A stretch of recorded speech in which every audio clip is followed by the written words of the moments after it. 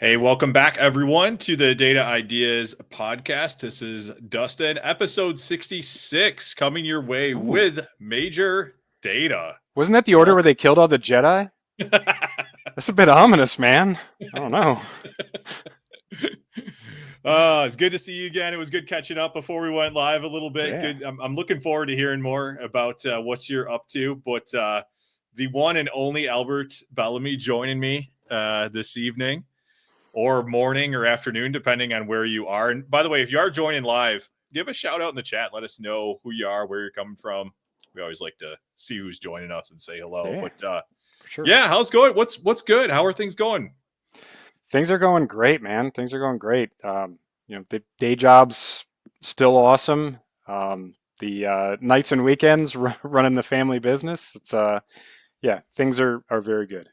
That's awesome. Yeah. Yeah, and I was checking out all the stuff you've got going on with your business, and these things are looking great. So I'm looking forward to learning more about that. Wanted to kick off with the first question that I always kick off with, and that is, I don't know if I've heard this from you before, but how did you get into data and analytics? How'd you get interested in it? I mean, I'm a nerd from birth. It's what up, Dave? Um, yeah, it's always I think I revised my super poetic about section on LinkedIn, but I used to have this kind of, as a small boy, I obsessed over military history, and yeah, it's always been a thing for me. Growing up, I had kind of this love-hate relationship with math, and I don't know how many people can identify with this, but yeah, I didn't really play sports growing up, and so I was always from a young age, my mom shoved the book in my hand every chance she got, and so I was the reader. And so what happens is when you do that early on, you kind of early school tends to be a little easy for you, Mm. and you start learning how to kind of get by on talent.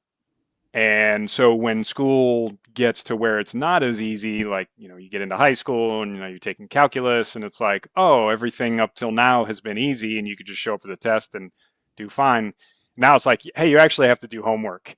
And, some part of you doesn't really know how to do that. So I've had kind of this weird love-hate relationship with math and statistics for a long time. It really took me a long time to get back to, actually working at it. But I think the big turning point that I don't talk about all that often is right after high school, I went to Ohio U, and it did not work out. Anybody that's been to Athens, there are distractions in Athens, Ohio. Um, anyone been to Halloween? You know what I'm talking about.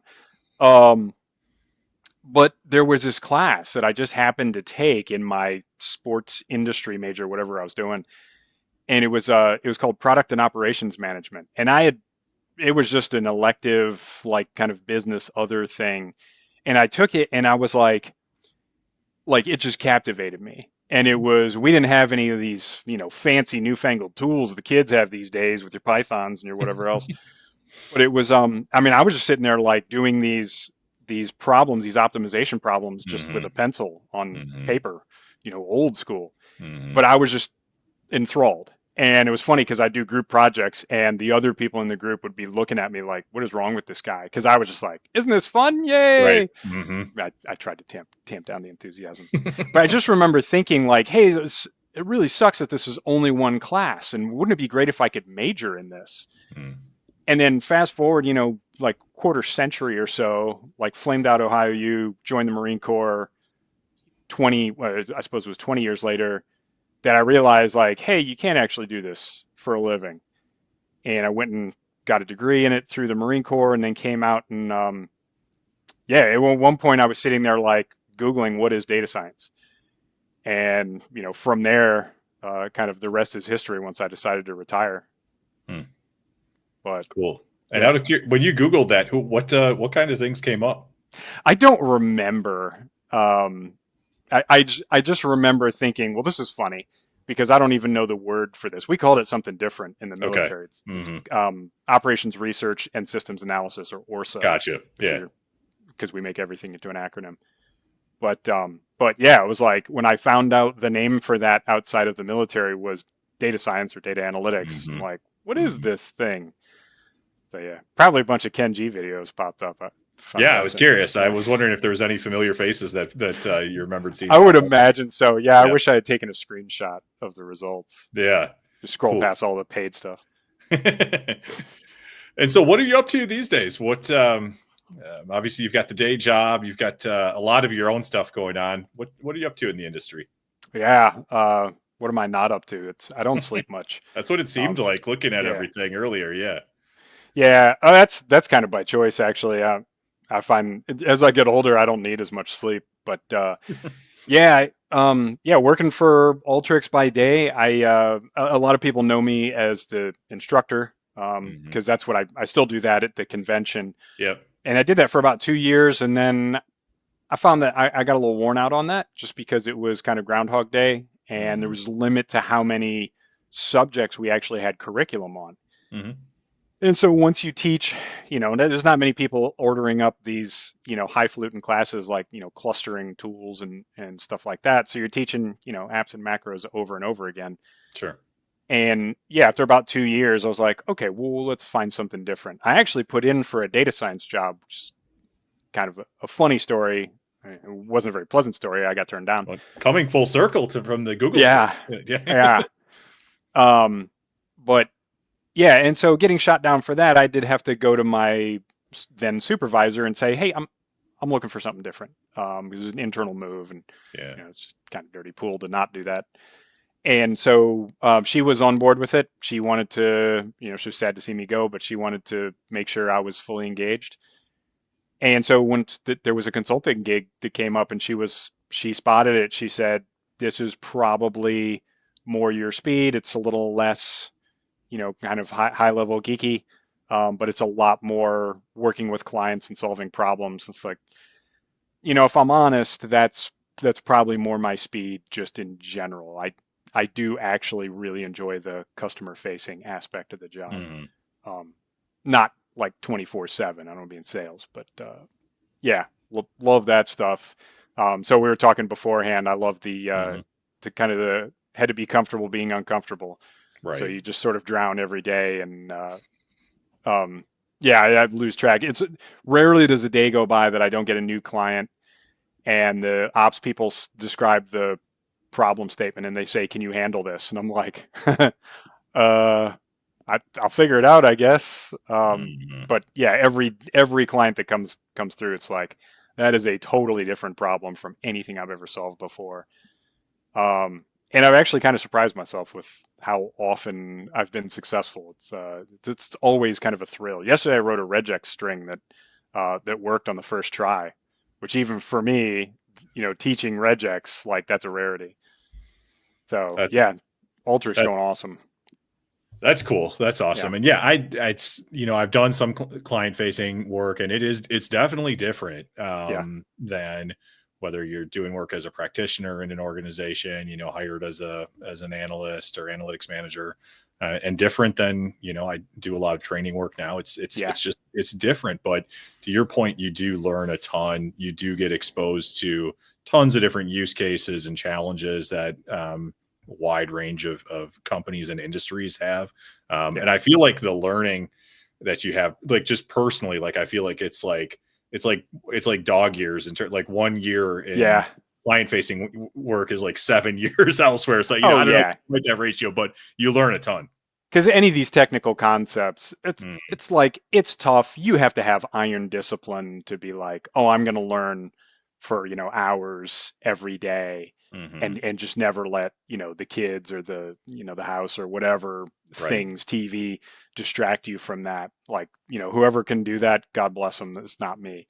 Yeah. Um, but yeah, when when the job's on the line, it's like I really don't want a client mad at me and complaining to my boss. Yeah. Totally. Then there's real pressure on it, and yeah, if that's what you're paid to do, then now it's like, no, I really have to figure this out in short order, because there's an expiration date on all of these consulting gigs, so it's like Absolutely. clock's ticking. As soon as you meet with the client, like, all right, what are you going to figure out now?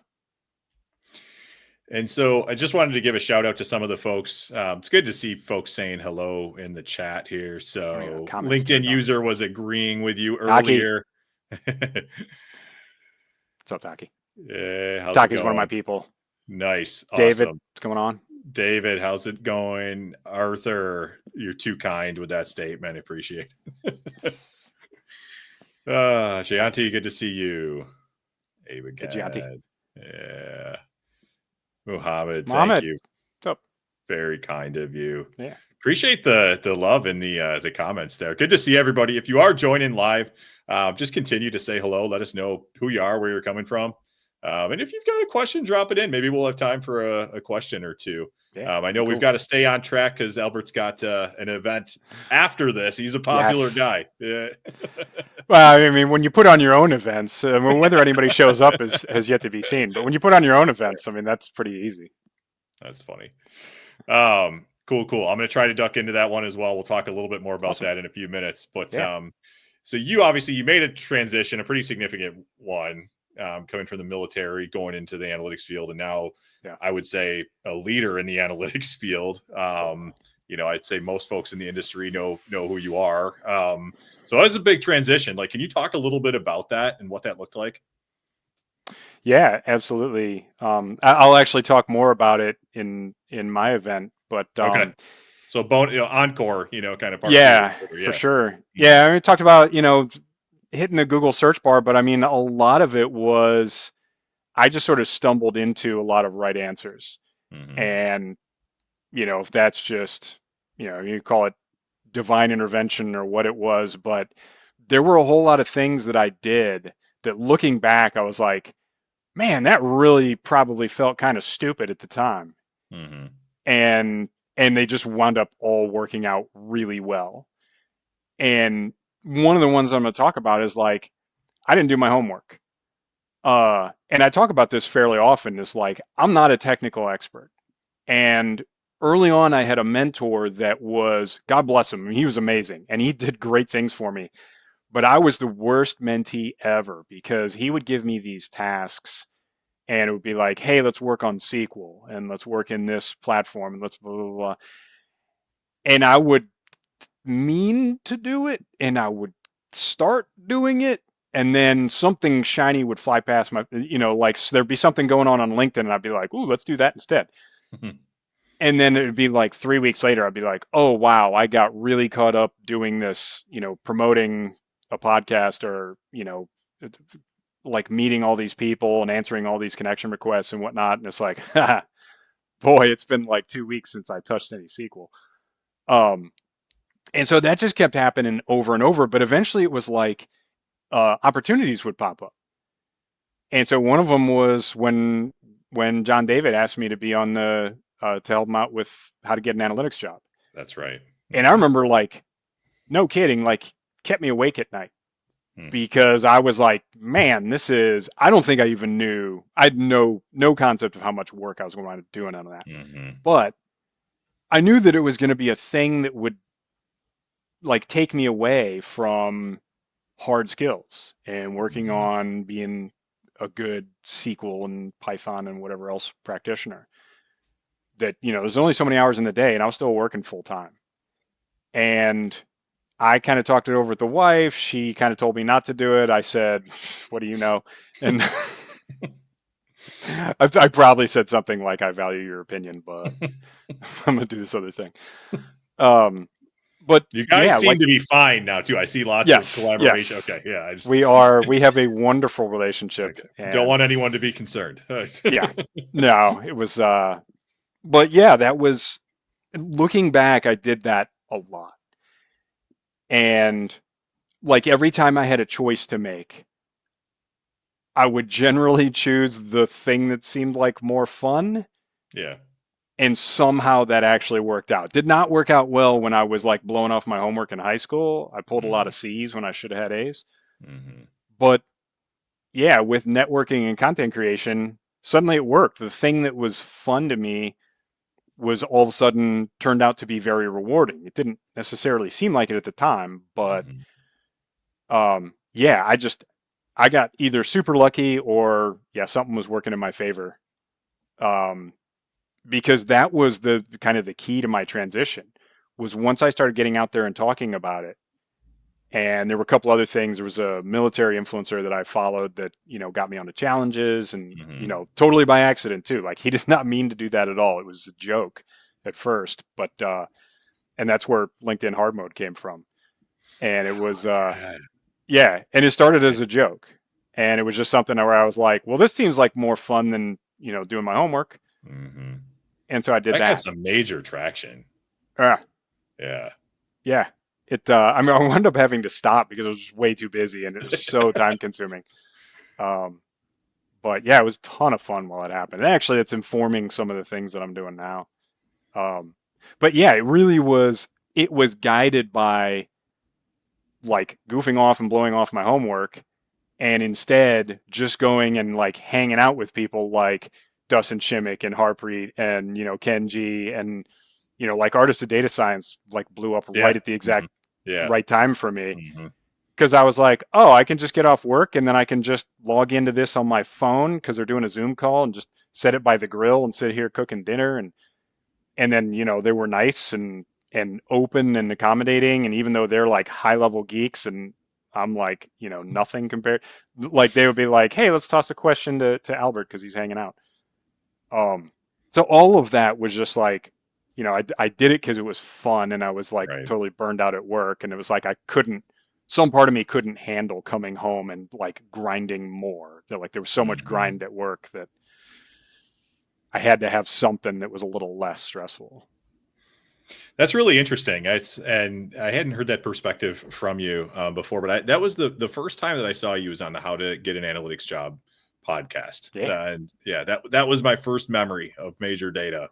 And but I didn't know that you were kind of new to the industry. And I mean, now you have much more experience. You're a trainer for, or have been a trainer for Alteryx. You've got your own programs. Your name is really out there. But like, I think it's interesting because like the perception of like that perception almost became a reality. Like when you jumped in and you just started doing and getting yourself out there, like even though it was early on, like it's kind of like what you became was this like leader in Yeah. the industry. And yeah, I just think it's kind of a lesson to be learned from there. Yeah. And that's like another thing that I stress is just reach out and grab it, because Hmm. things that seem kind of ludicrous at first become serious, and then they become jobs, and then they become moneymakers. Hmm. And one of the things that again just seemed funny and silly at the time, now looking back is like, oh, no, that was Right. a really good thing to do. Hmm. I Yeah, so I was running the LinkedIn page for analytics job, and that was, it was doing well. And then so I started looking around for what else can I do. And I asked John David, I was like, "Do you have a Instagram page?" He said, "No." I'm like, "Can I start one?" He said, "Sure." So I started an Instagram page for the show. And then I was like, "Hey, do you have a Twitter?" It was still Twitter then. And he said, "No." I'm like, "Cool, I'm going to start a Twitter account." So and I think TikTok wasn't around then, but Hmm. between those three, like on my resume and my LinkedIn profile, I changed my title. I think I was calling myself like content creator or Hmm. social media data analyst or something like that. Yeah. I changed it to social media manager. And it was Mm. a joke at first, and John Dave was laughing about it, and I was like, yeah, it is kind of funny. But then I was like, yeah, I'm running, and I got the Instagram account up to like 2,000 follows, and I got the Hmm. LinkedIn account was at like 15. Um, And so I was like, I'm leaving it. And I think it still says that on my resume now.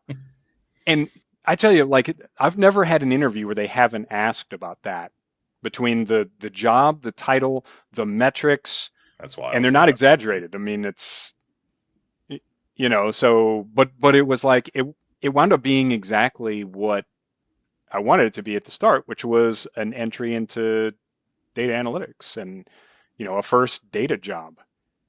And that's why I'm an advocate to people, like, you don't have to be limited by the names that other people put on things. Hmm.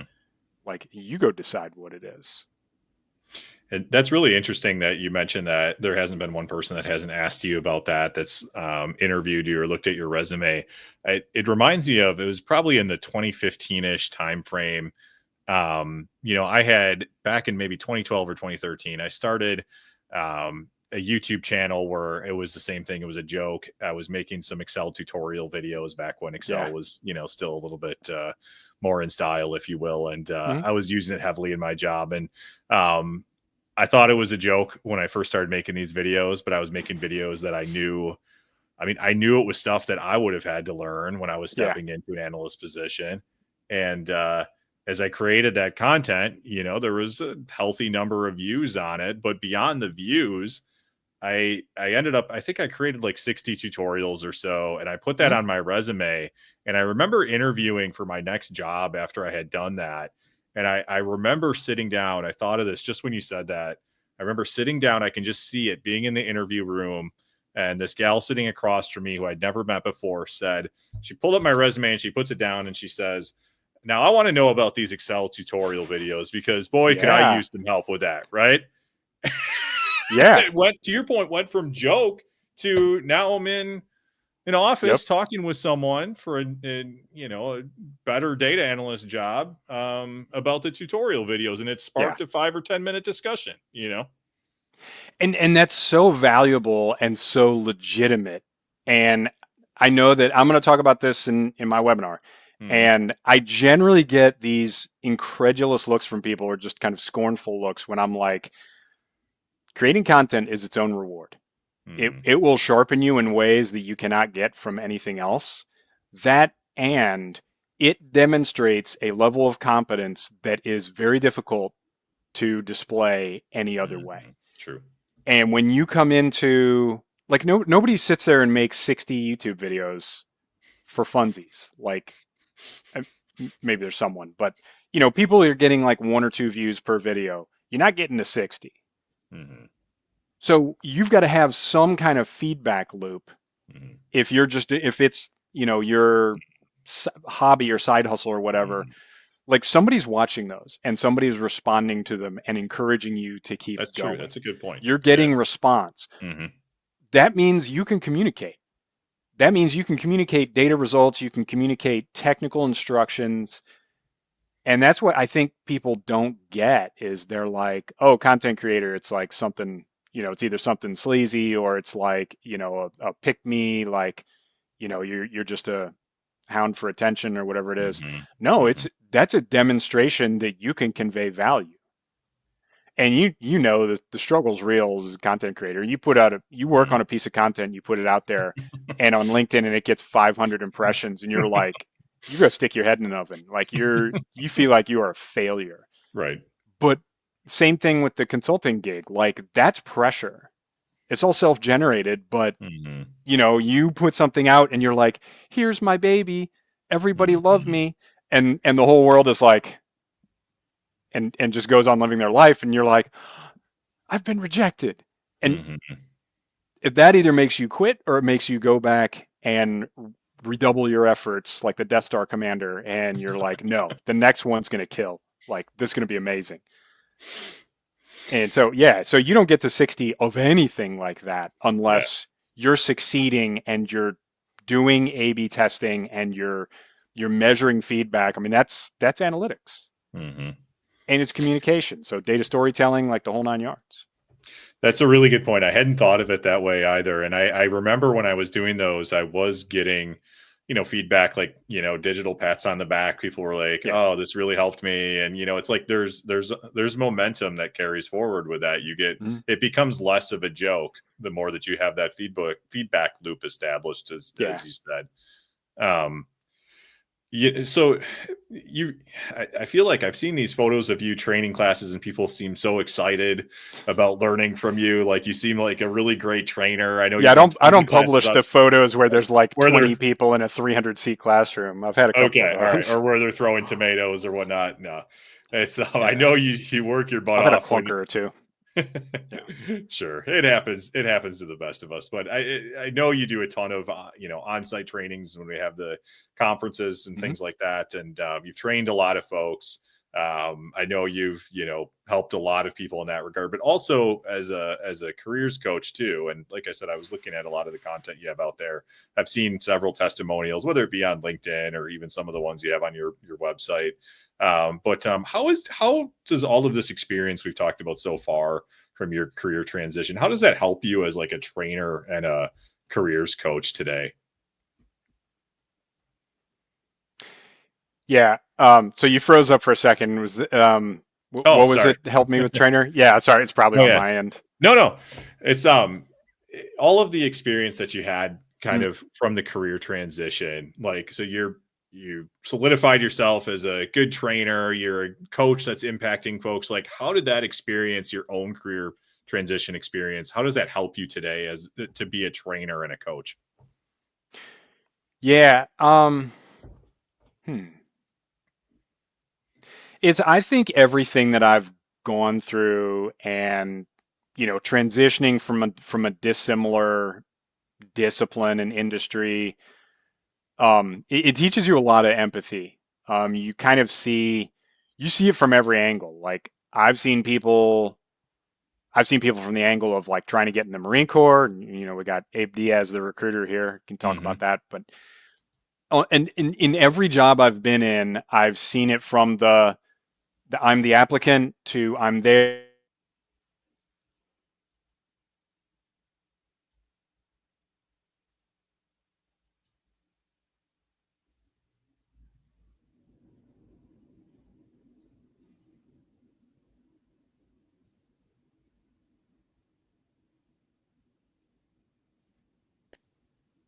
Nope, you still there? Yes. Okay. Sorry. It froze. Yeah. I don't know what happened. Ah, I boy, got I the hope this. from the applicant and then it froze. Yeah. Yeah. So you learn a lot of empathy, which is funny because I just got in like a pissing match with somebody the other day on LinkedIn that I shouldn't have. Anyway, Uh-oh. wound up deleting the whole thing. Like, all right, bye bye now. Okay. You All have right. you have a nice life. But Well, if you're but listening, yeah, you can't go and find it. It's deleted. yeah. There were 80 responses on one comment, Oh but no. Okay. yeah, good times. Anyway, but you learn a lot of empathy, Hmm. and you're like, okay, I can understand where people are coming from in almost any scenario. Now, you do on the flip side, having kind of made my way and and either luck or hard work or perseverance or whatever got me through, you don't have a lot of tolerance for people that are giving excuses. Hmm. And so while I'm sympathetic, empathetic to anybody that is working hard, despair is one thing. Frustration is one thing. Like people are going to get hurt. Um, the job market doesn't look like it did 20 years ago, which is a fun topic of discussion. But you hold people accountable and you say, hey, you can pull yourself up by your bootstraps. There are things out there that you can do and take advantage of that you're not seeing because you don't know about them, or you're not seeing because you're just not finding out about them. But yeah, very, very sympathetic to the plight of people that are kind of in limbo and don't Sure. know what's next, Hmm. but also like holding people accountable. Like, hey, you can do this, Hmm. and it's largely going to be a function of the energy and focus that you put into it, and motivation. And sometimes motivation is you getting yourself up off the mat because you just got kicked in the teeth and somebody told you you're not good enough. Um, but yeah, it's got to happen. And as a coach right now, what are some of the biggest challenges that you're seeing from folks that you're working with? Um, there's a lot of challenges of perception and interpretation. A lot of there's a lot of self doubt. There's a lot of hey, what's up, Jay? How's Um, it going, Jay? yeah, there's a lot of I almost forgot you knew Jay. Um, there's a lot of kind of just internal stuff like the noise in your head, the voices telling you you're not good enough. That they can get to people, and people they get hung up on titles, Hmm. and they feel like I can't call myself data analyst, data scientist, business analyst, whatever it is that they want to be because nobody's conferred that title upon me yet. Um, so people get very kind of locked in, and they get do you know Russell Brunson, the the e-commerce. And he's an e-commerce guru. Maybe this is Myron Golden. Anyway, Myron Golden, motivational speaker, e-commerce dude. Okay. But he talks about, at one point we had a permission-based economy, and you had to, if you wanted to be a watchmaker, you had to apprentice to a watchmaker for X number of years, and then Got the it. watchmaker would say, "Thou art a watchmaker." And he said, there's a whole lot of people out there that still think we're in a permission-based economy. Mm, And for certain jobs, it's true. Like you can't go fly for Delta Airlines unless someone confers upon you the title of airline pilot. You need a license and experience. That ain't true in data analytics.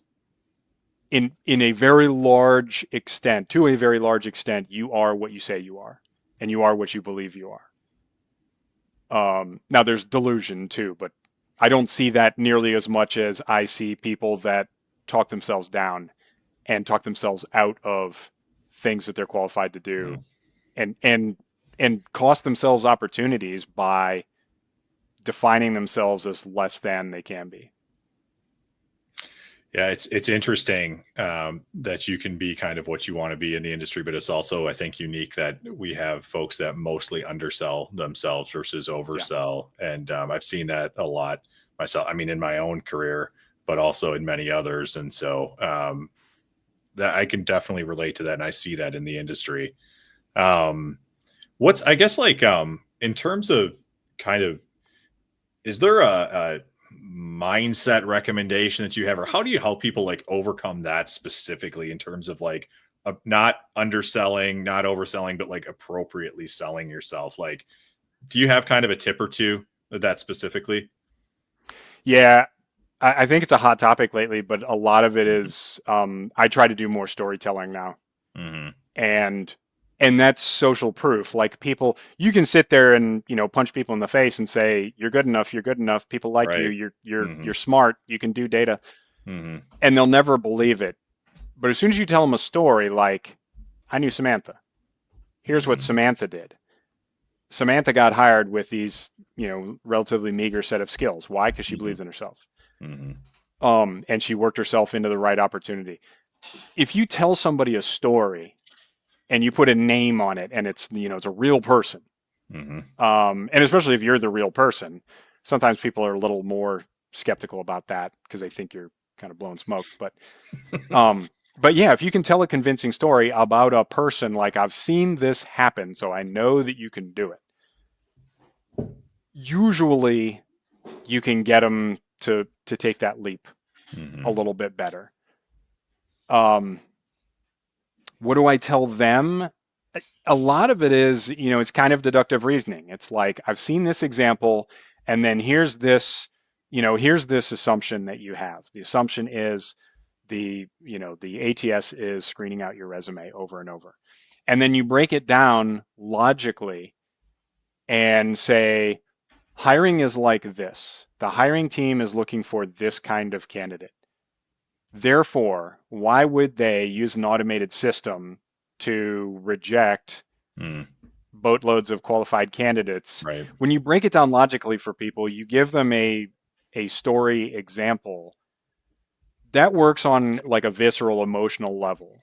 So if you're Mm-hmm. hitting them both in the feelings and in the brain housing group, then suddenly they kind of run out of objections.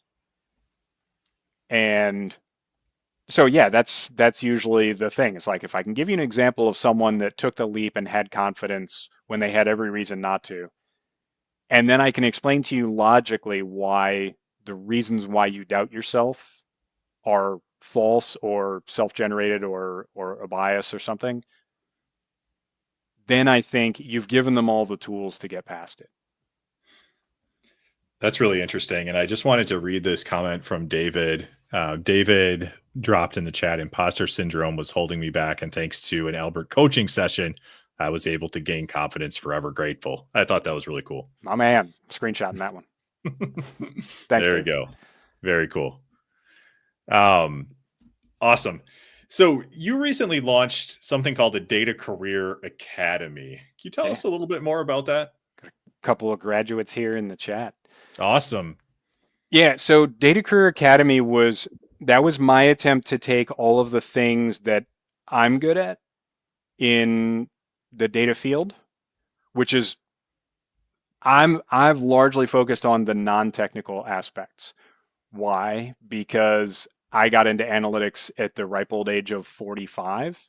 Mm, And while it's never too old, and clearly I was not too old to get into it and thrive, why did I thrive? Because I blew off my homework and I said, I don't, I'm going to focus on communication and one on one and networking and people and storytelling and all of these things. I'm not starting at 45. I'm not going to catch up to Ken G and Alex Freeberg and all these guys on SQL and Python skills. It's just mhm, not going to happen. mhm, mhm, And also that's a low percentage play to me, mhm. because even if you're starting at 21 or 18 or 17, that's a red ocean. There's so much competition in the peerless technical expert field that you have very little chance to really set yourself apart that way. There's relatively very little competition in the content creator space. LinkedIn is still a content poor platform relative to, the socials, like Instagram, Facebook.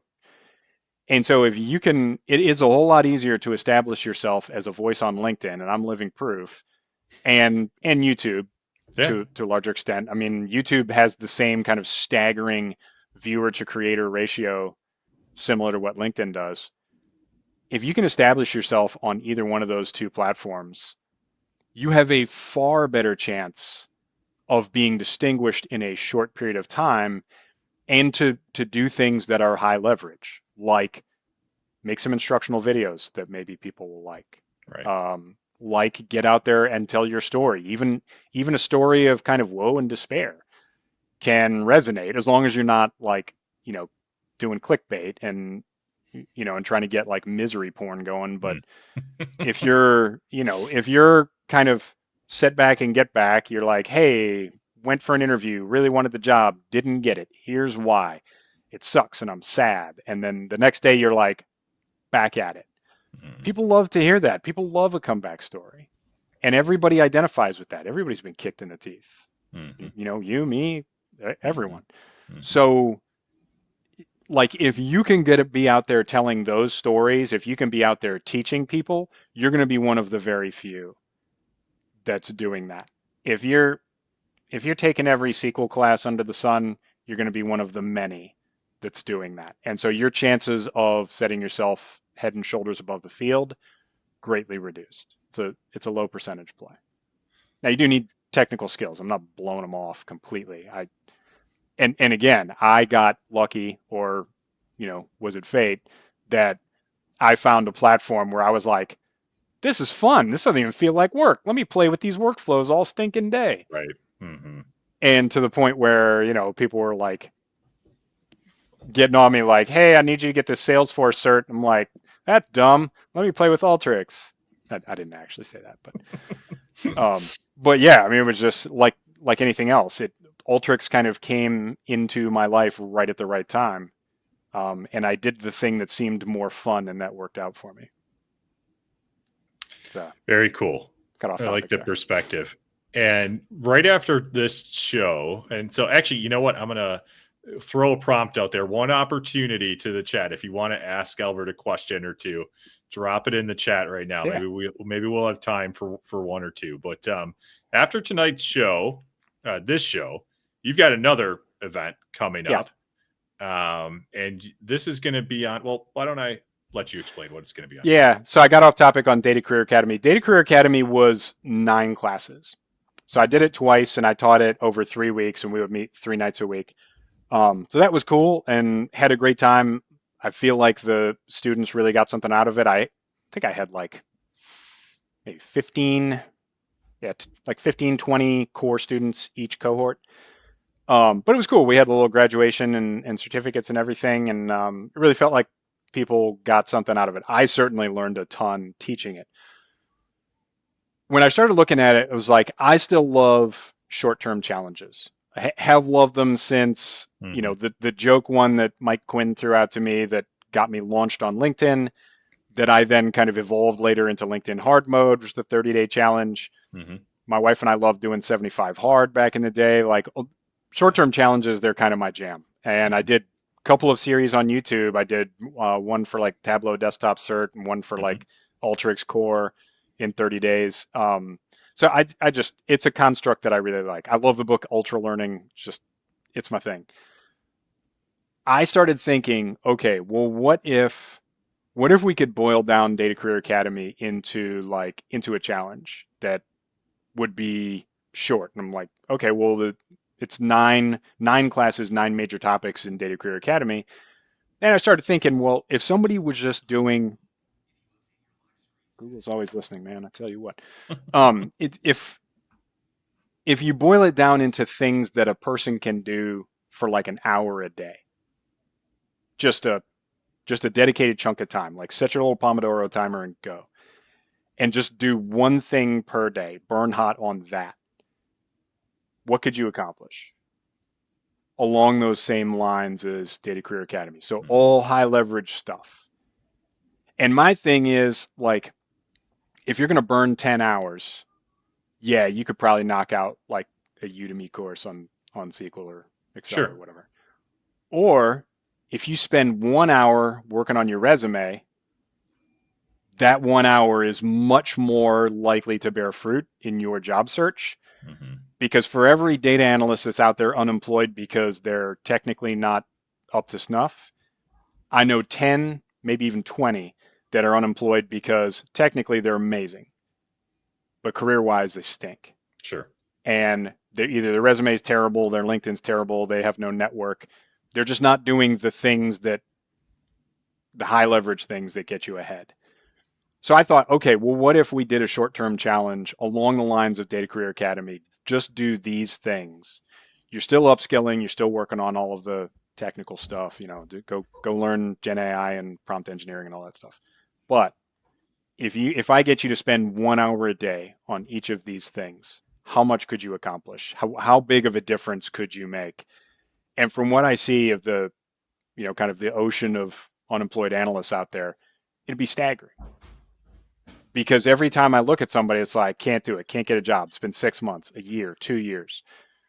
You look at their public face, their LinkedIn profile, their resume, all of these things that they have on display.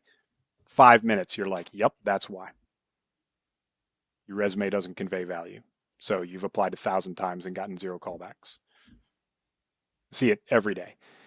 And so uh, the one tonight is called 10-Day Data Analyst. And it's no kidding, like, the 30-day challenges wear me the heck out. So we're going to do 10. And we're just going to do a 10 days straight through. So I'm launching, and I'm tentatively launching August 1st. Okay. So August 1st, we're going to do a 10-day challenge, 10-day Okay. data analyst. And anybody that's in, we're doing one task, one event per day. And I'll put out emails, anybody that registers for it, I'll put out emails. I'll give you the prompts that I use to, because that hour can be Hmm. tremendous if you're leveraging AI to help you out with it. And every one of these 10 events, AI can help you a ton. Even if it's just, yeah, you're making content, get ideas for content creation. Don't have AI write it for you, but, have it generate ideas and hooks and all of that stuff, suggestions for media, and then you go make the thing. I would Um, have. I was just to say I would have to guess that this would appeal to a lot of folks, and I'd like to put a link to that registration wherever the registration is housed. I'd like to put a link in the show notes. for the If it's webinar, well, the webinar is coming up next, right? yeah, it's Okay. on Yep. YouTube. Go to my YouTube channel Yep. or LinkedIn or Facebook if you enjoy. It's also going to be over there. Very cool. And Yeah. in God terms bless of StreamYard. registering Yeah. for the August 1st start, though, if the show comes out tomorrow, Yeah. would folks, if they're listening to it after tonight, do they still have an opportunity to register? Yes. Okay, cool. And there'll be a free gift involved as well. So it's themajordata.com Okay, /10-day DA. All perfect. all Alpha. So TENDAYDA.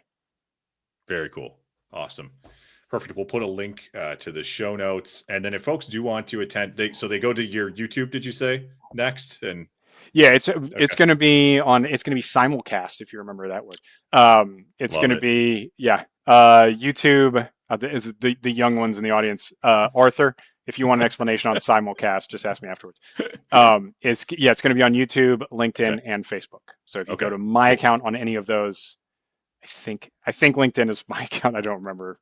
LinkedIn's so screwed with live events. Anyway, but yeah, YouTube you can't miss. Go look for either Albert Bellamy or Major Data. You'll find me either way. Perfect. Awesome. I'm going to hop over there shortly. That's getting started at the top of the hour. Yeah. Okay. Cool. Cool. So I know we got to wind down. Abe had a question. When is Major Doesn't Data he merch always? dropping? Man, you can see I need a replacement T-shirt. This thing got chewed up in the dryer. I think I only got one of these red ones. I got to go order a couple more. I was thinking about this before we went on the air. I thought I don't have a Major Data shirt. I have this dresser drawer with all of the merch. You know, like I have like the Yeah, TMB analytics. I've seen you wear that one. yeah, I've got got a couple of dedicated. I've those. got all the Alterix shirts and Tableau. Avery's. I All got right, Avery's one Avery. with I the have rocket on Avery's it. Yeah, exactly. Yep. Yeah. Exactly. Yeah. Cool. Well, let us know we'll when the work on Major it. Data merch is dropping. We'll work on it. Yeah. That's I hear horror stories from Matt Bratton about being in the merch game, and I don't know. that's funny. Uh, Arthur says, "Dang, can't get through a Bellamy podcast without I getting called called you out." young, Arthur. This is a compliment. You're ahead of the Two. game, man. So speaking of podcasts, this is the perfect time to ask. You're launching a new podcast. I am. Yeah, starting next week, I understand. Yes. Well, so I'm focusing on the aspects of the job search. And I'm kind of struggling to get people that have recently been hired. And I think the reason why is because the stereotypical I got my job and now I'm ditching Mhm. LinkedIn forever and ever till I get Rift. Um, but yeah, so that's the challenge. I've got kind of everybody else. I've got a couple episodes in the can. Probably have to edit them. I don't like doing that stuff. But yeah, I need one more episode and then I'll fire it. But yeah, we should be able to launch it next week. I do have to figure out like podcast hosting. That's a thing, right? Awesome. If nothing else, it'll just be on my YouTube for at least for the time being. I don't need any special podcast host license for that.